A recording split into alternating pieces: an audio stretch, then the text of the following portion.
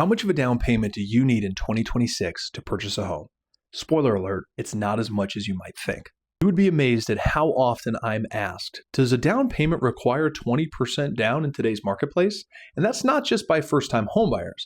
I also get this question repeatedly amongst agents. But as you're hopefully guessing at this point, it does not require 20% down to purchase a home in today's marketplace. So what does it require? The answer to this question depends on what type of loan you're going to get. Now, there's many loan types in the marketplace, but there's three main loan types that most borrowers utilize. The first being conventional loans, the second being FHA loans, and the third being the VA loan. Conventional loans allow for you to put as little as 3% down if you're a first-time homebuyer, and as little as 5% down if you're not a first-time homebuyer. FHA loans require a minimum of 3.5% down.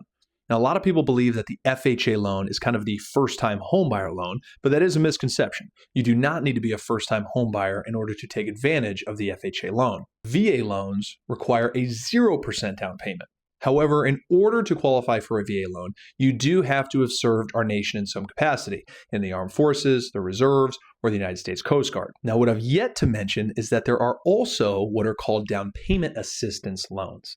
These are loans that can be conventional or FHA loans that the program will actually provide you with the minimum required down payment. So instead of that 3% down that's required as a first-time home buyer as a conventional buyer, the program can actually provide you with that 3% down.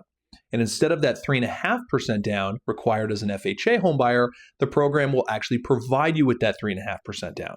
So you can look at these programs as options to put as little as 0% down on a down payment for all three loan types. So if down payment is what you believe is holding you back for your ability to purchase a home in 2026, don't let that be the case any longer.